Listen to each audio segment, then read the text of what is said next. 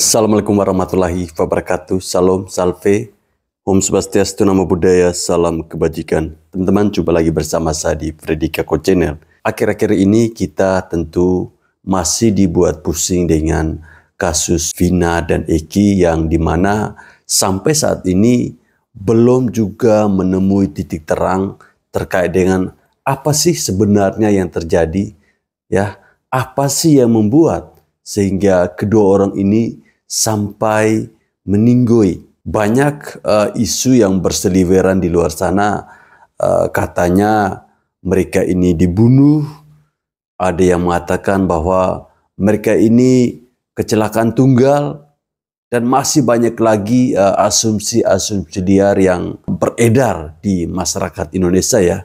Nah teman-teman, setelah kemarin muncul saksi baru yaitu Vidya sama Mega, di mana mereka memberikan sebuah informasi yang tentunya sangat menguatkan kita semua ya.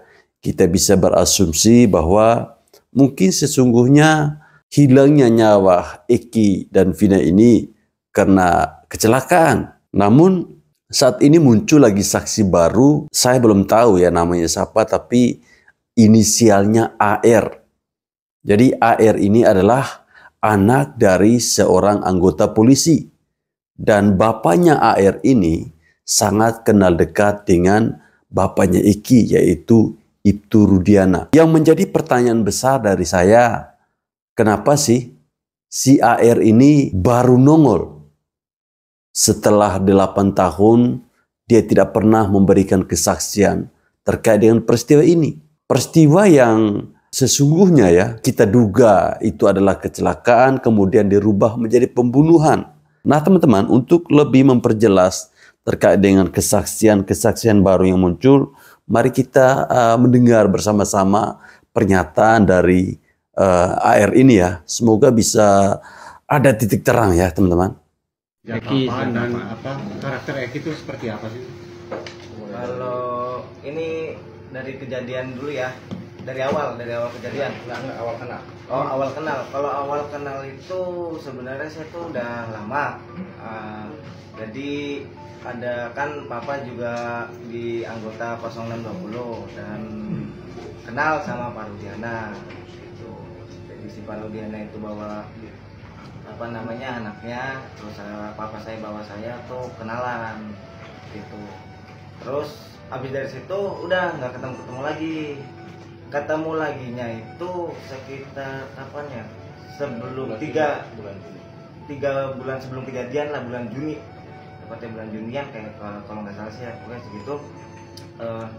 Di situ saya ketemu ini apa tuh namanya Eki lagi di situ, di pas-pasan lah ketemu, kayak saya lagi duduk di kos-kosan gitu. Terus duduk di kosan, terus saya nanya, iya ada di sini ya, pokoknya ya basa-basi lah gitulah di kosan. Nah setelah itu ketemu laginya pas tanggal 27 Agustus. Habis dari 27 Agustus itu BBM-an, nanyain ada di mana, apa mau ngajak nongkrong, mau apa ngajak nginep si Ekinya. Nah begitu jam berapa, jam asaran itu si Eki BM saya, bilang ada di mana itu posisi. Saya bilang ada di Cideng, ada di Islamic Center. Habis Islamic Center dia nyamperin saya dulu di situ. Nah saya jemput dia di depan SMK Islamic Center, terus saya ajak nongkrong ke Warbe itu. Habis ngajak nongkrong ke Warbe, dia ya biasalah basa-basi lah. Di situ juga kan ada rekan-rekan saya juga, ada teman-teman saya juga. Nah di situ basa-basi terus dia ngomong ke saya, anterin ini apa, benerin motor saya, cari baut soalnya knalpotnya goyang ya. Terus habis itu saya nyuruh teman saya, soalnya kan saya nggak tahu persis di situ bengkel di mana. Jadi si teman saya ini saya suruh untuk sama si almarhum YS itu ya. si YS ini. Nah si almarhum ini untuk cari baut. Kata si YS ngomong ke saya itu sebelum cari baut dia ke ini dulu apa tuh namanya area Kiban. Beli apa tuh namanya obat-obatan terlarang di situ. Jenit. Nama obat-obatannya. Habis dari situ kata si YS juga sempat ketemu sama cewek itu katanya Vina gitu. Habis setelah itu dia baru pulang bukan pulang, cari bengkel untuk nyari baut. Habis selesainya nyari baut itu datang ke Warbe. Habis Warbe di situ yang ngobrol nggak terlalu lama soalnya di situ udah hampir jam 5-an lah, udah jam setengah 5 jam 5. Nah di situ udah pada apa namanya, habis dari situ udah datangnya si YS sama si almarhum itu bubar. Habis bubar si YS sama si AN ini ke rumahnya, saya sama si almarhum Egi ke rumah saya untuk makan, terus mandi di situ di rumah saya.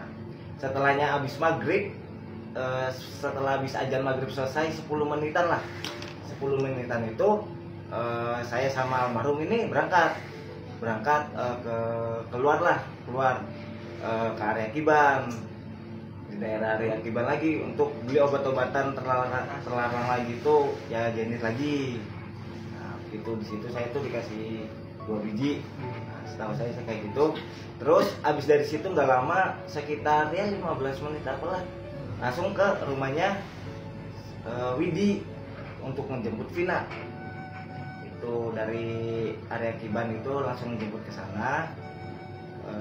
Pas sudah sampai sana, udah dijemput, saya bonceng 3. Saya di depan, Eki-nya nyetir, terus si Vina di belakang. Itu habis itu langsung ke daerah Dawan.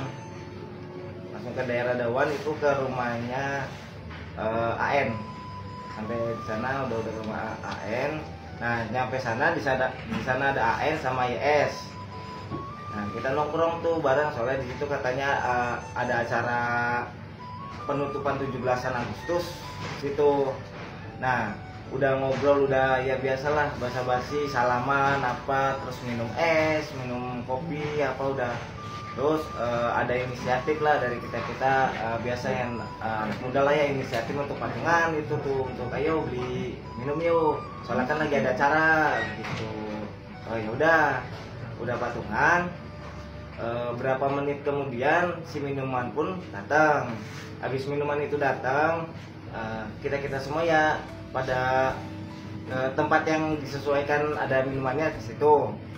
Itu di kebun lah, bukan kebun sih, ya hitung aja lah kebun lah. Di kebun situ kalau pas saya cuma minum 1 kali, ceweknya saya datang. Kata cewek saya marah-marah, ya ada ribut sama cewek saya. Kalau saya itu nggak boleh minum, udah ribut gitu. Si ceweknya saya ini mau minta dianterin pulang. Nah, udah habis dianterin pulang, itu posisi di situ ada almarhum Eki sama Vina di situ, sama YS sama AN di situ. Nah, begitu saya pulang itu sekitar jam berapa ya, jam 9-an lah, jam 9:30 lah. Nah, saya pulang. Nah, menurut si YS sama AN itu si Eki juga di situ nggak terlalu lama juga keluar juga begitu, tapi nggak tahu mau kemananya. Si Eki itu cuma ngomong ke AN itu mau pulang dulu ke rumah, nggak tahu rumah mana, nggak tahu rumahnya si Inang, nggak tahu rumahnya si Eki. Pokoknya ngomongnya mau minta uang, soalnya uangnya habis lah apa nggak tahu, minta uang, terus katanya nanti mau balik lagi begitu. Habis itu saya udah pulang, saya udah nganterin cewek saya, terus si Eki juga nggak lama pergi juga. Nah, di situ di tengah ya di seperjalanan saya itu saya sambil main HP, dan dia juga izin ke saya, si almarhum ini izin ke saya itu bagaimana apa namanya, saya mau pulang dulu, saya mau minta uang dulu ke orang tua saya, ngomongnya begitu. di arah, katanya sih kalau ke saya ke arah Majalengka, kalau ke saya ke arah Majalengka. Nah, sesampainya saya nganterin mantannya saya itu, saya masih tetap BBM-an di situ tuh. Bukan BBM-an, cuman saya tuh ngeping 3 kali lah. Apa sih ya, dulu mapping 3 kali. Tahu-taunya di jam sekitaran berapa itu, jam 10-an, 10 berapa lah begitu. Ini udah checklist satu, kayak apa namanya, pesan nggak terkirim lah gitu. Pas sudah sampai situ, saya pulang nih ke rumah. Saya juga pulang ke rumah untuk ambil uang juga. Saya nyampe pulang ke rumah ngambil uang. Saya masih sampai situ belum langsung berangkat lagi, soalnya kan saya mau balikin motor nih, motor si YS kan ada di saya, motor YS nih ada di saya. Saya di situ duduk dulu, istirahat lah istilahnya, duduk biasa. Terus saya lihat BBM, tahu-taunya di recent update itu ternyata udah banyak yang bilang bikin status RIP Eki RDN. Nah, saya tanya kan, habis sampai saya tanya, ini bener nggak? Iya bener, coba saya lihat fotonya. Bener, tahu dikirim fotonya ya baju hitam, terus apa tuh namanya ya, pokoknya itulah. Habis itu saya kan coba buat mastiin nih bener apa enggak, kan penasaran juga, soalnya kan habis sama saya. Nah, saya ke rumah sakit Gunung Jati. Sesampainya di rumah sakit Gunung Jati, saya nggak masuk ke rumah sakit dan nggak ngeliat itu almarhum Eki sama almarhum Vina, cuman sampai depan parkiran. Di situ ada gerombolan anak-anak gengnya itu, bahasa inilah, bahasanya nggak enak di hati saya. Jadi bahasanya tuh gini, ini almarhum nih sama siapa tadi malamnya sebelum ini. Terus kata dianya, kalau misalkan iya siapa yang tahu dan ketemu sama saya, ya saya matiin lagi begitu. Pokoknya intinya dia kayak anak-anak gengnya kayak nggak terima lah, kayak gitulah. Soalnya habis sampai situ saya takut, belum sampai lihat si almarhum, jadi saya takut. Saya balik arah, langsung pulang ke Dawan. Udah sampai situ, udah saya nggak ada kabar, nggak pernah ini lagi, nggak pernah publis lagi. Itu baru tahun ini ya? Baru tahun ini. Teman-teman, setelah kita menyimak video ini yang kurang lebih panjangnya 10 menit ya, 38 detik. Sebuah cerita dari seorang anak polisi yang katanya sangat dekat dengan anak polisi juga. Ya, si AR ini anak polisi, bapaknya ini teman dekat dengan Ibtu Rudiana. Dari beberapa penyampaiannya dia tadi, ada nama-nama yang disebutkan, walaupun dalam bentuk inisial. Ada AN, ya, siapakah AN itu? Kemudian ada YS ya, kalau saya tidak salah. Artinya, orang-orang yang disebutkan ini seharusnya dimintai keterangan. Nah, beberapa pernyataan dari AR ini ya teman-teman, saya menyimpulkan bahwa ada sebuah keanehan ketika dia menceritakan bahwa saat si Eki sedang minta pamit untuk izin, katanya izin pulang ke rumahnya. Awalnya dia mengatakan bahwa saya nggak tahu dia pulang ke rumahnya Vina atau ke rumahnya Eki untuk minta uangnya. Katanya dia kehabisan uang. Rasa-rasanya tidak mungkin kalau pulang ke rumahnya Vina. Ya, pastilah kalau kehabisan uang pasti ke rumahnya Eki. Kemudian pada pernyataan yang kedua, dia mengatakan bahwa si Eki bilang pulang ke rumah orang tuanya untuk minta uang karena kehabisan uang. Artinya di sini teman-teman, Ibtu Rudiana sesaat peristiwa itu terjadi, dia tentu bertemu dengan anaknya. Ya, seandainya waktu itu dia memberikan uang kepada anaknya. Ya, dugaan-dugaan yang kalau teman-teman menonton live saya dari malam, di mana saya menduga jangan sampai si Eki ini dibawa pengaruh obat-obatan keras, minuman keras. Itu sudah mulai mengarah ke sana seperti apa yang disampaikan oleh AR ini.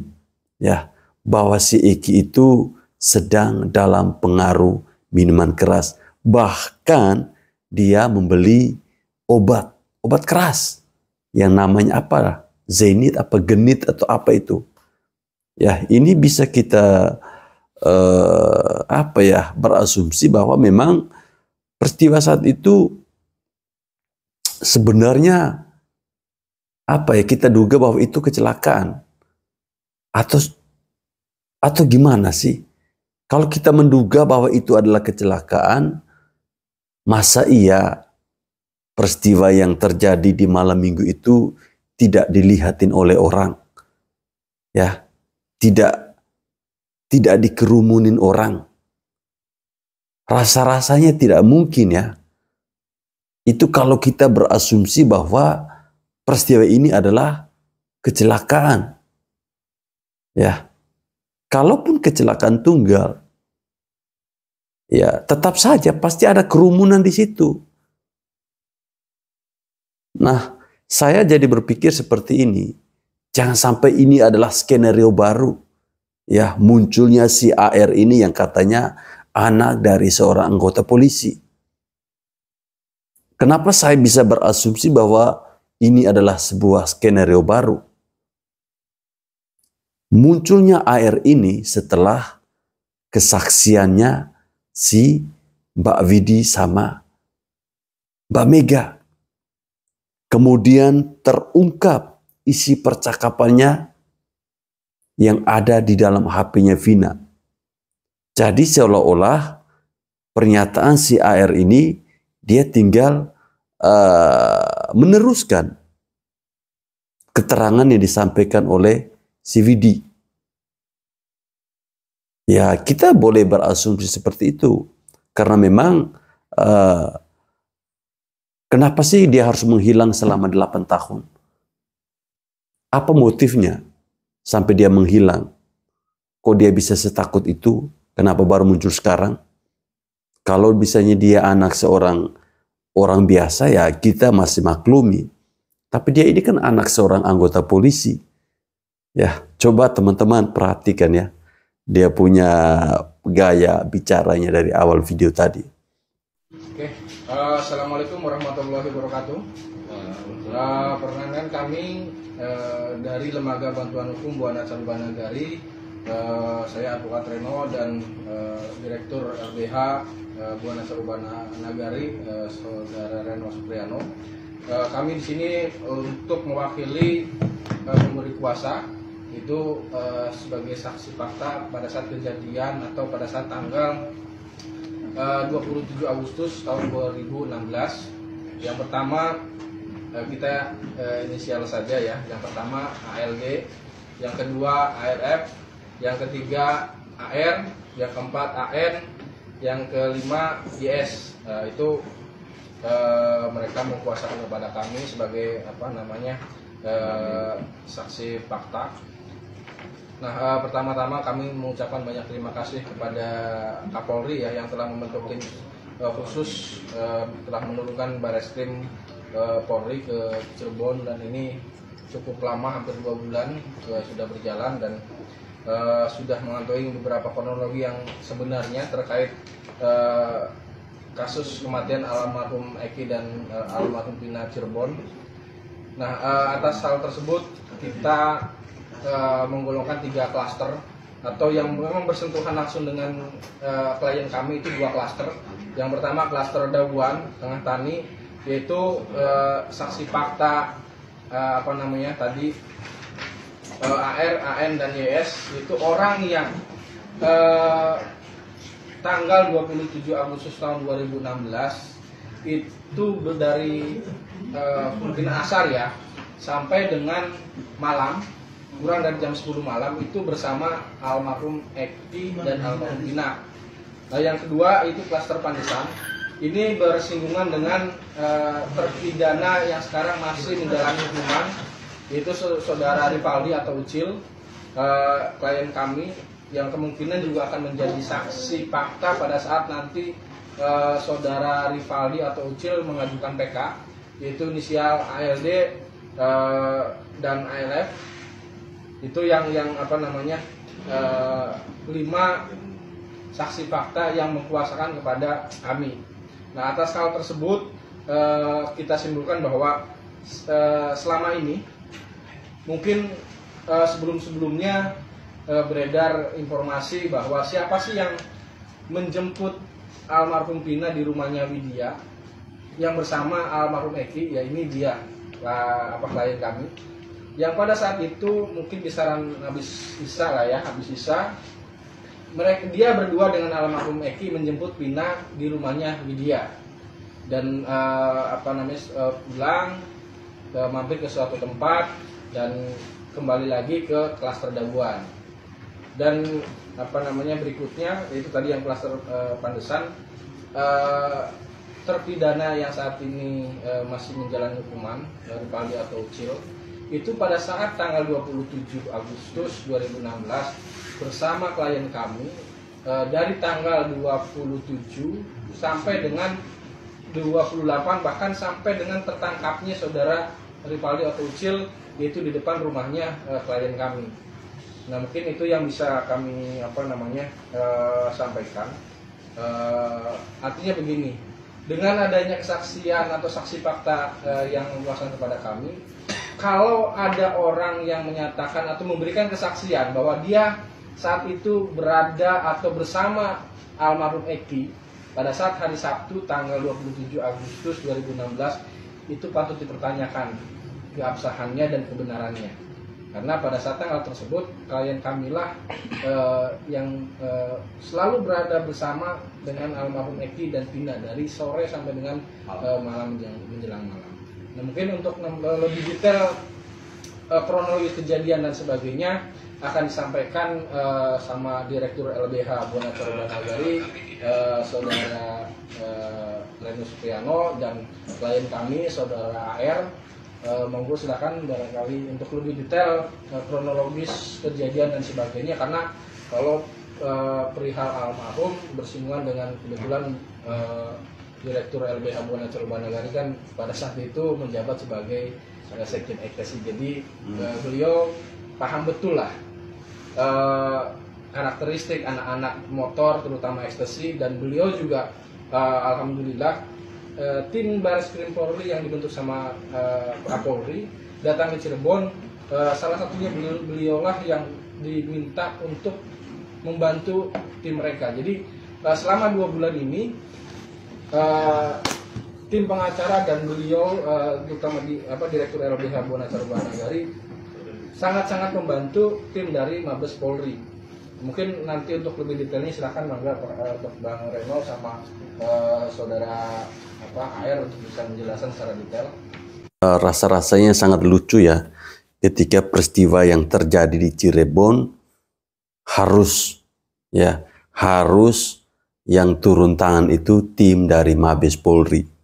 Kira-kira para polisi-polisi yang ada di Cirebon di Polda Jawa Barat pada tahun 2016 itu ngapain saja mereka ini nih? Apakah mereka ini hanya makan gaji buta? Apakah mereka ini hanya makan gaji dari pajak rakyat sehingga mereka tidak bisa mengusut kasus ini dengan tuntas? Apakah para polisi-polisi yang ada di tahun 2016 ini terlibat di dalam skenario yang disusun oleh oknum-oknum polisi sehingga mereka tidak berani mengungkapkan kasus ini? Sampai-sampai harus menunggu 8 tahun, Mabes Polri harus ikut turun gunung, ikut membentuk tim Satgas, tim khusus untuk mencari tahu apa sebenarnya motif dari meninggonya kedua anak manusia ini. Bang Reno, Lembaga Bantuan Hukum Bu Ana Saruban Nagari, bahwa saya atas nama Direktur LBH Bu Ana Saruban Nagari, kembali saya mengucapkan banyak terima kasih kepada Kapolri dan pemerintah Republik Indonesia yang telah membentuk tim khusus dari Barreskrim untuk melakukan proses penyelidikan sehingga terungkapnya peristiwa terbunuhnya Vina dan Eki pada malam itu. Bahwa tim khusus dibantu dengan tim dari LBH kami, juga beberapa lawyer yang lain, sudah mengantongi kronologi yang sebenarnya terkait kematian almarhum Eki dan Vina. Yang jelas mungkin bisa kami simpulkan, tidak saya pikir soal pemerkosaan, penganiayaan yang di belakang showroom itu juga masih kita pertanyakan atau masih diragukan, karena memang beberapa bukti dan saksi komunikasi antara almarhum dengan Mega dan Widi di HP pada tanggal 27 pukul 22.14 Vina masih hidup seperti itu. Dan untuk para saksi yang melihat Eki dan Vina masih aktivitas normal, sehingga kurang lebih pukul 22 itu sudah dalam pendampingan kami semuanya, yaitu 3 atau 5 orang saksi fakta yang telah kami disampaikan. Dan kami mempercayakan sepenuhnya kepada tim khusus yang dibentuk oleh Bapak Kapolri, dan bahkan kami sangat percaya bahwa pada saat yang tepat nanti mungkin juga akan disampaikan oleh Kapolri dan menjelaskan semua kepada khalayak seterang-terangnya terkait kasus meninggalnya almarhum Eki dan Vina secara lengkap. Namun berkaitan dengan hari ini saya hanya menyampaikan beberapa hal berkaitan dengan peristiwa sebelum Eki dan Vina meninggal dari mulai siang sampai dengan malam hari, yang mudah-mudahan ini tidak lagi menjadi sebuah polemik di masyarakat, tidak menjadi sesuatu hal yang kabur dan saling tuduh, saling mencurigai dan lain sebagainya. Silakan saja bagi siapapun masyarakat yang memang mengetahui peristiwa secara langsung, kami dari LBH Bu Ana Saruban Nagari siap membuka hotline dan akan mendampingi teman-teman yang siap bersaksi. Bahwa tadi telah dijelaskan di 3 klaster tersebut, ada klaster Dawan, klaster Pandesan, juga klaster Warpat, menyangkut persoalan yang terjadi dalam kematian Eki dan Vina. Bahwa selama ini misteri siapa laki-laki itu yang bersama dengan Eki, ini ada di samping saya, namanya adalah inisial AR. Bahwa saksi fakta yang klien kami sampaikan dan dia alami secara langsung, kami sampaikan jika ada yang memberikan kesaksian tadi yang sudah disampaikan, dan kebetulan hari itu ada, kita masih mempertanyakan dan saya pikir itu sudah bisa dipertanggungjawabkan. Bahwa klien kami dari mulai ba'da asar atau jam 15.00 kurang lebihnya geser-geser itu sudah bersama dengan almarhum Eki. Kemudian dia bergeser ya ke warung Babe ya, warung Babe, kemudian ketemu dengan 2 orang saksi lainnya dan sempat membeli minuman juga ya, minuman dan obat-obatan terlarang waktu itu jenis jengit ya, dikonsumsi oleh Eki ya, oleh Eki saja ya, tidak oleh Vina ya. Dan kemudian mereka berangsur dari Warbeh itu di daerah Cideng ya, Cideng atau Kecilon itu, kemudian mereka pulang ke rumah AR ini untuk ganti baju, untuk mandi, untuk makan, kemudian berangkat lagi pada hari itu dengan Eki untuk menjemput Vina di rumah Widi ya, kurang lebih pukul 19 ya, pukul 19-an, pukul 19 di rumah Widi itu. Bertiga berarti kamu ya? Bertiga berboncengan 3 atau bonceng 3 ya, bonceng 3, Vina, Eki dan AR menuju ke Dawan, ke rumah temennya yang bernama AN dan YS. Di Dawan sempat minum lagi ya, jenis minuman ciu ya di situ ya, sambil nonton puncak acara 17 Agustusan, ada organ tunggal di situ.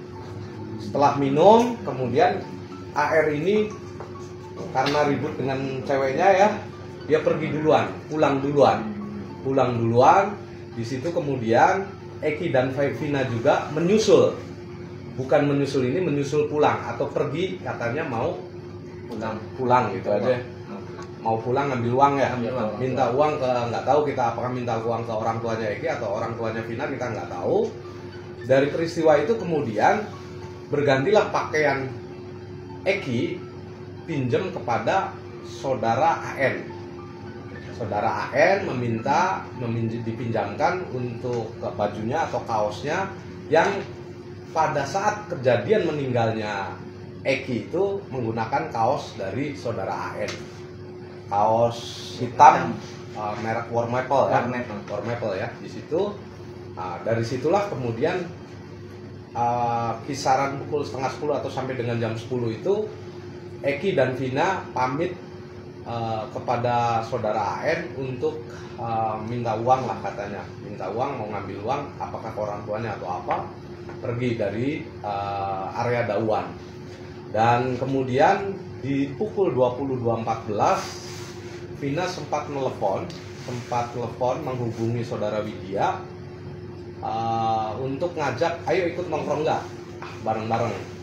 Dia posisinya lagi ada di Sumber, katanya seperti itu. Kita nggak tahu apakah benar di Sumber atau tidak.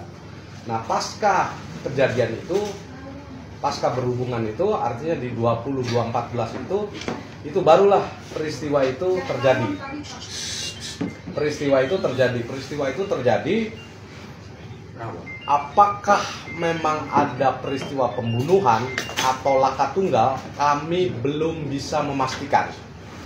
Tapi kita sedang melakukan sebuah proses pendalaman dan penyelidikan untuk mengungkap sesungguhnya peristiwa itu seperti apa. Kita masih sedang proses pendalaman, belum ada kesimpulan apapun. Maka untuk teman-teman masyarakat maupun media, saya pikir kita nggak usah berpolemik terlalu jauh, serahkan semuanya kepada tim yang memang telah dibentuk oleh Kapolri maupun teman-teman ketika memang menemukan ada bukti-bukti baru atau keterangan-keterangan baru menyangkut peristiwa apa sesungguhnya yang terjadi. Mudah-mudahan ini nanti bisa diungkap secepatnya. Dan dalam waktu dekat saya meyakini insya Allah nanti Pak Kapolri sendiri yang akan menyampaikan seperti apa kejadian sesungguhnya. Itu barangkali dari saya. Teman-teman, mungkin koreksi kalau saya salah ya. Saya melihat ketika Direktur LBH ini berbicara ya, Bapak Reno Sukriano, dia begitu gamblang menceritakan apa yang telah diceritakan oleh saksi fakta si AR ini. Poin anehnya itu teman-teman tahu di mana? Ketika Direktur LBH ini mencoba menanyakan kembali kepada saksi fakta AR ini, dia nampak sedikit kebingungan ya. Matanya melihat ke atas seperti ini, seperti sedang berpikir. Ya, mungkinkah yang disampaikan oleh saksi fakta ini, si AR ini adalah sebuah hafalan?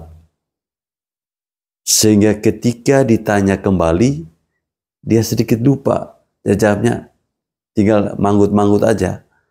Atau itu hanya perasaan saya saja teman-teman. Tadi kalau teman-teman menyimak ya, saya katakan bahwa jangan-jangan ini adalah sebuah skenario baru yang dibuat. Ya, kita memberikan apresiasi kepada Kapolri yang katanya sudah membentuk tim khusus ya, terkait dengan ingin mengungkapkan kasus ini sebenar-benarnya seperti apa. Ya, semoga saja ini bukan skenario ya. Ini tidak tahu ini. Istri saya itu selalu mengatakan demikian. Ini adalah sebuah skenario baru yang mencoba dimunculkan agar skenario ini bisa menyelamatkan orang-orang yang selama ini diserang oleh netizen. Ya, khususnya oknum-oknum ladusing.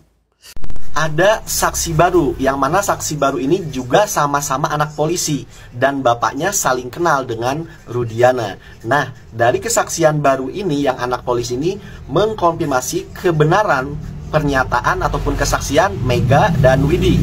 Kemudian yang kedua, membantah keterangan Mel-Mel yang waktu itu mengaku berboncengan dengan Eki. Ternyata saksi baru inilah yang berboncengan dengan Eki. Dan yang ketiga adalah membantah adanya pelemparan, kemudian pemerkosa, pembunuh, pengeroyokan dan lain sebagainya, dan memindahkan mayat sampai ke 3 TKP. Karena menurut pengakuan saksi baru ini sampai setengah 10 malam dia bersama Eki. Nggak mungkin setengah jam sampai memindah-mindah mayat hingga ke 3 TKP. Kemudian yang keempat, mengkonfirmasi dari kesaksian yang baru ini bahwasanya Eki dari mulai siang hari masuk sampai ke malam hari dia dalam keadaan mabuk karena minum-minum bersama, mengkonsumsi pil terlarang bersama dengan saksi baru ini. Dari pengakuan saksi baru AR yang juga anak polisi dan bapaknya akrab dengan Rudiana, di sana dia menceritakan bahwasanya Eki mengkonsumsi obat terlarang dinamakan Zenit dari mulai pagi, siang, sore, malam sampai dengan larut malam.